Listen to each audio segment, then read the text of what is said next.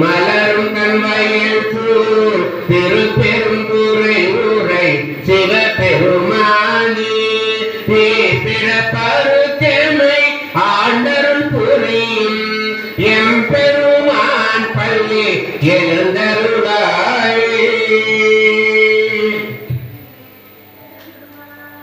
அது பல சுவையென அமுதன அரிதற்கு அரிதன இனிதென அமரரும் அறியார்.